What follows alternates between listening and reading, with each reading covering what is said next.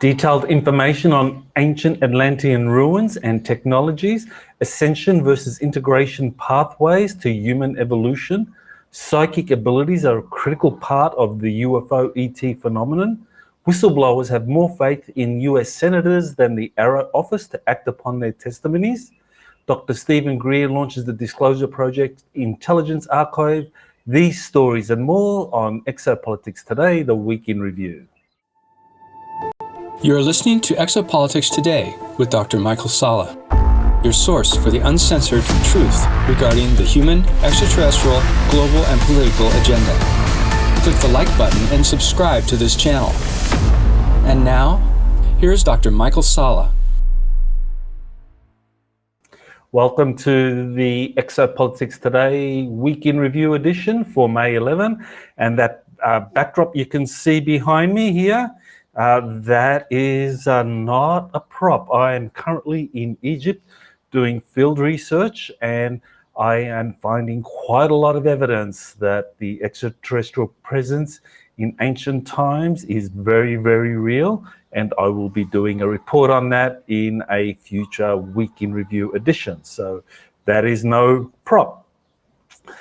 Well, let's begin with the very first story that I'm going to be covering in this Week in Review. And this is a podcast by the dark journalist Daniel List, who did a show on ancient Atlantean ruins and technologies. And I think he did a really fine job, an excellent job really, in coming up with some detailed information about ancient Atlantis, the evidence for that in the Bermuda Triangle, in some of the literature that was covered by some occult researchers and those interested in ancient history. We're talking about the Laura One, Edgar Casey, Madame Blavatsky. I think it was a very good overview for people that want to get up to speed on Atlantis. And just as it turns out, and here I am in Egypt, in Cairo at the moment, researching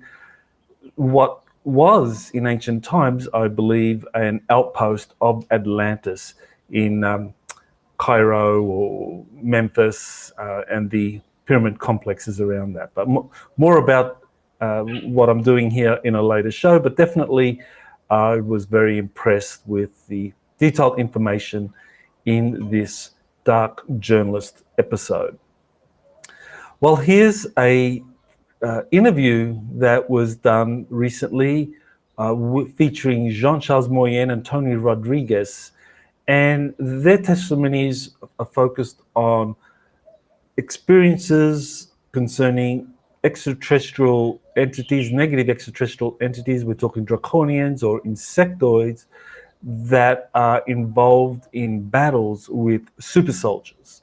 So both Jean-Charles Moyen and Tony Rodriguez, they experienced this from different perspectives, different angles. One with Draco reptilians being part of a secret space program that involved fighting against Draco reptilian warriors, and the other was part of a Mars program as an auxiliary supporting super soldiers in their battles against insectoids.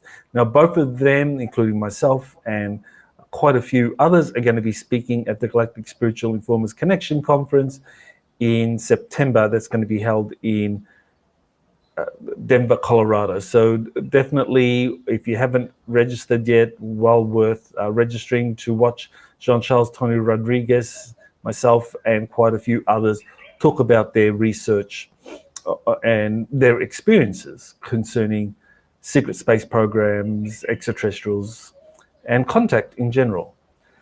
Well, here's an interview I did with George Kavasilis, and he has a very unique way of understanding extraterrestrial contact. I mean, he went through quite a series of contacts, and in the early 2000s, he was working with a group of extraterrestrials that he says are part of the Galactic Federation. And he's also had experiences with the Anunnaki. In particular, he believes that he is associated with An, or Anu, that he is connected with that being. And I think what he has to say is very interesting when it comes to the chakra system. That is something that I felt was idea that many people are going to have difficulty embracing within the New Age community. The chakra system, as many of us are very familiar with, is typically seen as a pathway to ascension. You activate the Kundalini, and as the Kundalini rises up through the chakra systems, you activate each of those, and then eventually the crown chakra is activated, and the Kundalini flows through that, and you achieve ascension.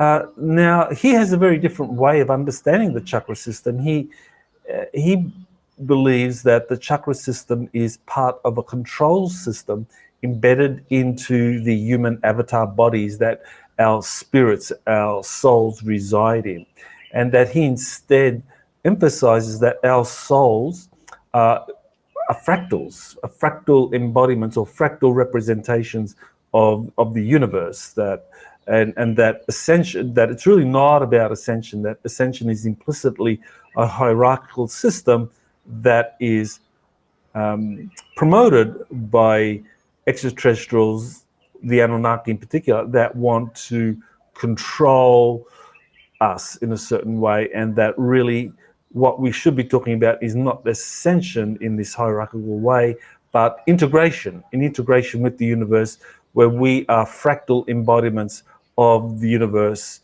and the microverse. I mean, a very interesting take on what is considered by many people almost a kind of sine qua non of the chakra system being something that is essential to ascension.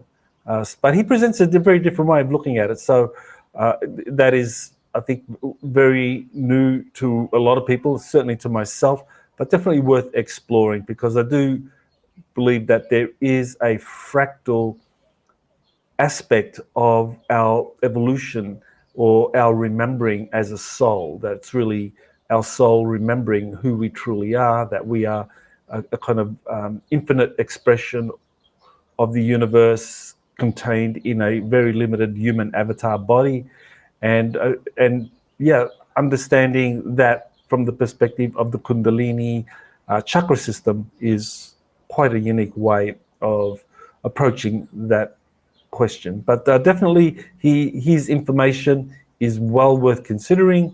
So take a look at that interview I did with George Kavasilis. Okay, so here's a interview that was featuring Michael Herrera, who Stephen Greer interviewed or brought out in his Disclosure Project press conference in 2023. And Michael Herrera talked about being in Indonesia, where he saw a spacecraft, an alien reproduction vehicle engaged in what looked like either human trafficking or it involved drug trade or arms shipments or something like that, showing or corroborating testimonies of others that military and secret space program assets are often used in these illicit financial activities designed to raise money off the books. And Jonathan Weigard, he was a Disclosure Project witness from 2001, and he described being in Peru, where he was part of a UFO crash retrieval team, and how he got into trouble because he got too close to the craft that he was supposed to just protect from outsiders coming in. He was serving with the Marine Corps at the time, and he was part of the kind of outer layer, the outer security perimeter, but he got too close to the craft, and he got debriefed and kind of like pushed around a little bit, let's say, by the covert operations side that said, you know, you should just stick to the outer perimeter when you're told to deal with these kinds of phenomena and not not stick your nose where it's not welcome. So he was interviewed, and he mentioned both of them actually talked about the psionic aspect of this phenomenon, and I think that is a very important part of the overall UFO phenomenon. Psychic abilities, how psychic abilities are critical to being able to access non-human technologies, being able to operate those, and that the major space powers that have covert operations, whether we're talking about Nazi Germany in the 1930s and 40s, we're talking about the Soviet Union, the Russians, the Chinese, the US, all have well-funded psionic programs. And I did a webinar very recently on the Russian secret space program, and I talked about their psy-core, that they actually have a well-developed psy-core that could be as many as 10,000 people that are part of their psy-core. And the Chinese and the Americans have their own programs, as did the Nazis. So here's an interview I did with a British military expert, and he, Frank Milburn, he impressed me when I came across two research papers that he had written for a think tank, an Israeli-Egyptian think tank, where the Begin Sadat Center that does a lot of studies concerning military, political developments in the Middle East, and he made a case that the UFO phenomenon deserved treatment within this think tank, and he was able to persuade them to allow him to publish or to write two articles that they would publish in their journal, which is a peer-reviewed journal. And what I found particularly helpful in his two research papers was that he gave a very succinct overview of recent developments going back to the 2004 Nimitz incident, and with the development of the AARO office and the UAP task force, which sets the kind of scene for the emergence of people like David Grush and other whistleblowers who have been talking about the capture of crashed UFOs and attempts to reverse engineer these. You know, we had a little bit of a debate in this interview about whether or not these captured UFO craft that are associated with non-human intelligence have been successfully reverse engineered. He, along with quite a number of more recent UFO researchers, believe that these recovered technologies are still too advanced, that our scientific institutions, the corporations that have got their hands on these, they have not been successful. And the examples such as the Bigelow Aerospace Corporation getting their hands on some of these crashed UFO debris and trying to study these and understand those, and that Lockheed Martin apparently got its hands on some of these craft debris, and they couldn't understand it. So those are some of the things that were discussed. Now, I think that really is, to my mind, that what has been happening is that there has been an attempt, I think, going back to the Bob Lazar case in the late 1980s, to put out a narrative that there have been recovered UFOs that are non-human or extraterrestrial in origin, but the technology is too advanced and that our corporations haven't been able to successfully reverse engineer these. So Frank Milburn is not alone in expressing that belief system. There are others that I've covered before.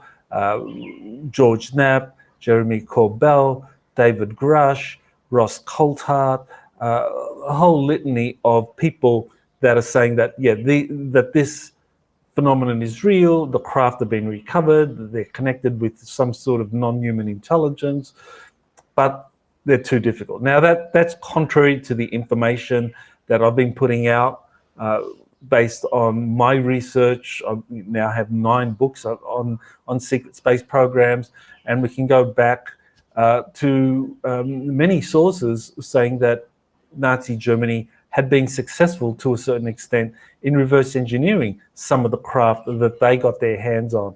And the Nazis were able to do that in a 12-year period from the time they came to power in 1933 to 1945. And quite frankly, I just don't consider it. I mean, people who believe that the crashed UFO debris is too difficult to be reverse engineered, I think that that's wrong, that's part of a limited hangout that has been pushed out, I believe, by the intelligence community, starting with the Lazar case, because just to me, it's inconceivable that the Nazis could, in 12 years, successfully reverse engineer some of the captured UFO craft that they got into their possession, and develop working prototypes, and eventually develop a successful program out of Antarctica and South America that they were able to use for overflights of the US territory, and that the US hasn't been able to do the same, and the Russians haven't been able to do the same, and there's just lots of evidence that has been happening. But that is a big debate right now within the UFO community between those that say, yes, operational fleets of reverse engineered anti-gravity vehicles do exist, to those such as Frank Milburn and others that say that no, we have not yet got there. So that's a debate that I think is well worth considering, and you can hear Frank and I discuss that in this interview. Okay, so here's a story that came out in The Hill, which is a very prominent mainstream news source covering congressional politics. And what has emerged, what's discussed in this article, authored by Marek von Rennenkampf, he says that many whistleblowers are saying that they have more confidence in US senators taking their testimonies seriously and pursuing the ramifications of that testimony than they have in the All-Domain Anomaly Resolution Office, which was actually set up by the US Congress as part of a Defense Authorization Act, and that act made it possible for whistleblowers to go to the AARO office and be given protection in revealing what they know about these UFO-related special access programs. So even though AARO has been set up to give whistleblowers the protection they need to reveal what's going on, at the end of the day, the whistleblowers don't have much faith in the AARO office. And so they instead are choosing to go to the Congress, to US senators in particular, and say, hey, this is what I've experienced, this is what I would like you to know. And so that just kind of shows that the AARO office has been a big fail in terms of getting the confidence of whistleblowers to come forward, which was really one of its main functions in being set up, that it would give whistleblowers protection. But if the whistleblowers feel that they're not actually taken seriously by the AARO office, which was certainly the case under its previous director, Dr. Sean Kirkpatrick, and under its current director, then it's not surprising that whistleblowers are going to go seeking alternative venues for coming forward with their testimonies, and the US Senate being one of those. Okay, so here's a story that emerged from a presentation or a interview presentation at the Milken Institute in Los Angeles, where Elon Musk said that because the SpaceX has 6,000 or close to 6,000 satellites in orbit, that he's seen no evidence of non-human intelligence in space. So I mean, which is a very curious thing, because you would think with 6,000 satellites up there, Musk's SpaceX would have seen something. But he's denying that he's seen any evidence of alien spacecraft in space, in Earth orbit. And so what's the explanation here? And I think there are four explanations, and none of them I think are mutually exclusive. All four could be happening at the same time. I think there's Musk. Well, one possibility is that Musk has received classified briefings that many UFOs are actually secret space program craft from the United States and peer nations, and he's telling the truth, that he's seen no evidence that these things that are up in Earth orbit or flying into and out of Earth's orbit are alien in origin, because he's been told, or he's been briefed, that these are part of a secret space program that the US or Russians or Chinese have. So, that's one explanation for it. I think that that's probably not so likely, because I imagine Musk, being the kind of individual he is, he would be very unhappy to know that the US and the Russians and the Chinese have these secret space programs that are flying in and out of Earth orbit almost effortlessly, using these kind of advanced anti-gravity technologies, and that he is kind of stuck to developing these rocket propulsion technologies that use fossil fuels, kerosene and methane and propane or whatever. However, they get rockets up there now.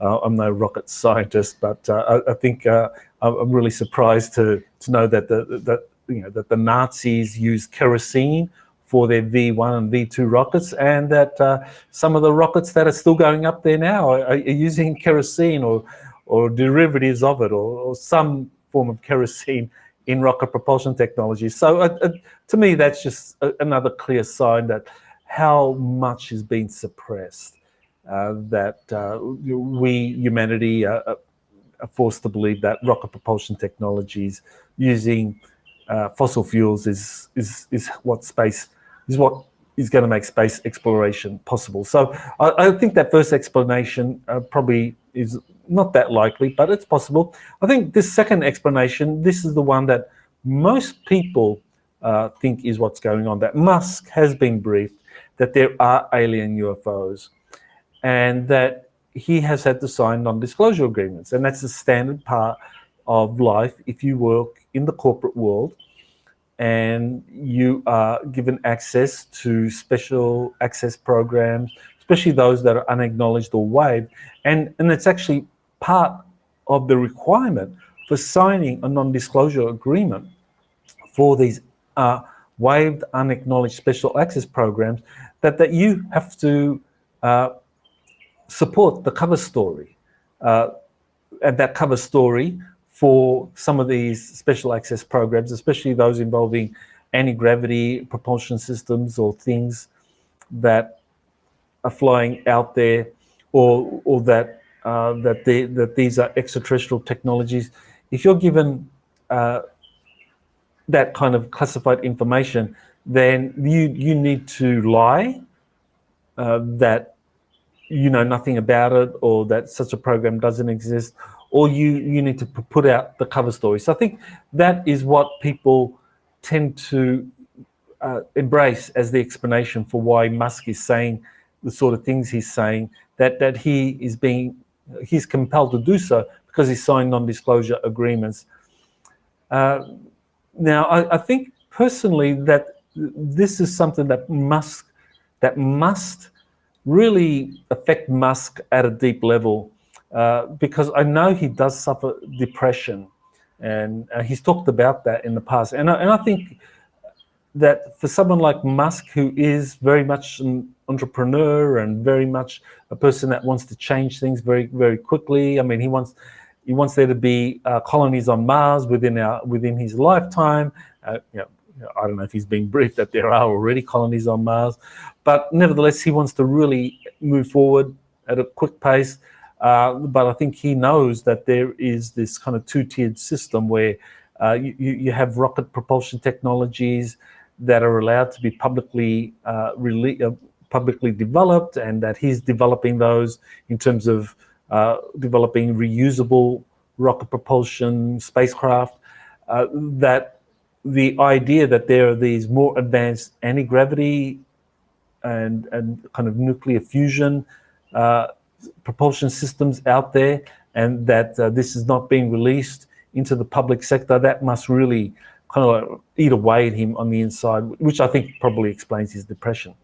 Okay, so there's a third explanation that I think is well worth considering, that Musk's SpaceX has key intel operatives who manipulate the data Musk is receiving. So this would not be a big surprise that within the SpaceX organization, you actually have intel operatives who are ensuring that any UFO craft, alien spacecraft that are kind of photographed or videotaped, or data is being accumulated on these alien craft by any of the SpaceX satellites, that is removed somehow, that does not get through to Musk and his other senior executives.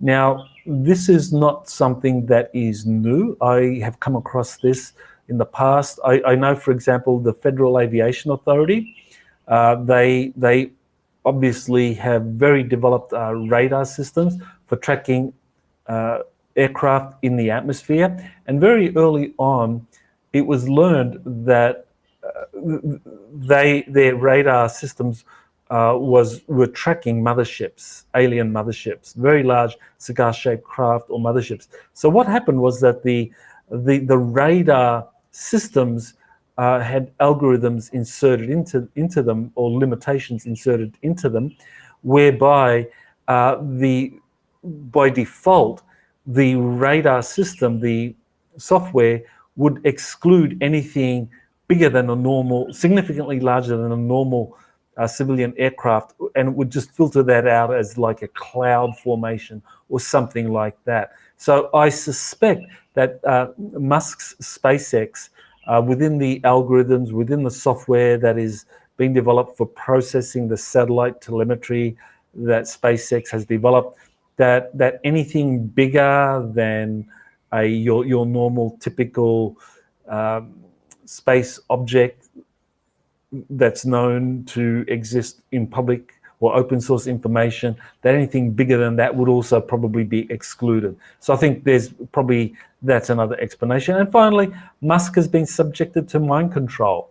And I think this is actually standard operating procedure for people that have been involved in the space programs, the secret space programs. I know, for example, that the Apollo astronauts were subjected to mind control. There's a lot of evidence on this. Richard Hoagland, for example, he did quite a few presentations where he discussed mind control used on returning Apollo astronauts. So he's discussed that. His book, Dark Mission, discusses that. I think that also there's evidence that Musk was part of a secret space program mission to Jupiter to attend a meeting in this place called the Ashtar. There was a meeting at a facility high up in the atmosphere of Jupiter, a facility owned by the Ashtar Command, and that this is a place that Musk was taken to, and that he was exposed to extraterrestrials, but that as a condition for his involvement in that program, he would be subjected to mind control. There would be memory wipes, and that is standard operating procedure. I have been working with a individual, JP, who's currently serving with the US Army, and he says that this is what they often do to program operatives. Bob Lazar talked about it as well back in 88, 89, that they did the mind control thing. So I think it's quite possible that Musk has been messed with, his memories have been removed in terms of his own direct knowledge of or interaction with extraterrestrials. Okay, so here's something that I think is a very important development, and that is Dr. Stephen Greer has launched the Disclosure Project Intelligence Archive, which makes available the testimonies and supporting documents of hundreds of whistleblowers. So this is an interview he did with the Cousins brothers, and this was put out on his website. And if you go to that link, here's the Disclosure Project Intelligence Archive. Now, if you listen to the interview, he runs through what they're going to be releasing on this. And the one thing you can say about Dr. Greer is that he is a very good researcher, very competent in terms of documenting the testimonies of whistleblowers or insiders or witnesses that have come to him with information on secret space programs, extraterrestrial life. And I do think that his information is a grade above a lot of the information that is now kind of like being seriously studied. I think when you look at people like David Grush, he is someone that has been exposed to a limited level to knowledge of these secret space programs, but he's not a direct participant himself. What Stephen Greer has accumulated in his 30 years of research into the phenomenon and interviewing hundreds of whistleblowers, he has been able to get their records, find corroborating data in terms of military records or anything else that supports their claims, and he has accumulated a vast database over the years, and certainly I have attempted in the past to try to get access to that database because I knew that how important that was for exopolitics research. In 2001, with his Disclosure Project press conference, he very soon published a book called Disclosure, which had the testimonies of just over 60 individuals who were part of his Disclosure Project. And that to me was a critical research tool and certainly something that is very, very valuable. So this is now releasing everything on the internet. Now it's just been rolled out. I registered immediately, and I have found that I still can't access the archive. I used 2 email addresses. One just wouldn't register. The second time it registered, but I didn't get the email through my email server. It didn't. Wasn't sent, or it somehow didn't come out. So there's, I think, some teething problems. But I think once those teething problems are worked out, this is going to be a very valuable archive. And the witnesses that Greer has interviewed over his 3 decades of research give you ideas or give you a much clearer picture about the secret space programs, about the reverse engineered alien technologies. And you're not getting that from people like David Grush, and Bob Lazar also doesn't talk. He doesn't talk about any knowledge he has of successful alien reverse engineering projects.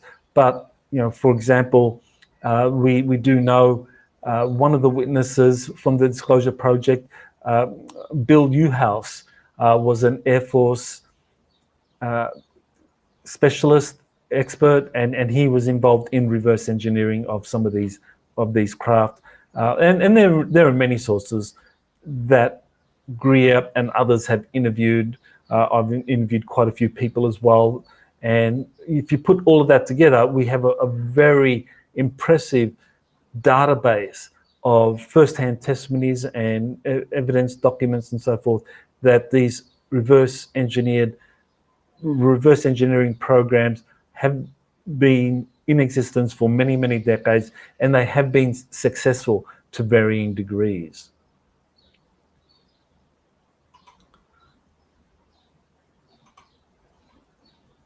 Okay, so here's Serbia has become the 11th country to join the International Lunar Research Station, and Nicaragua and Thailand joined in April, and this program was announced in June of 2021.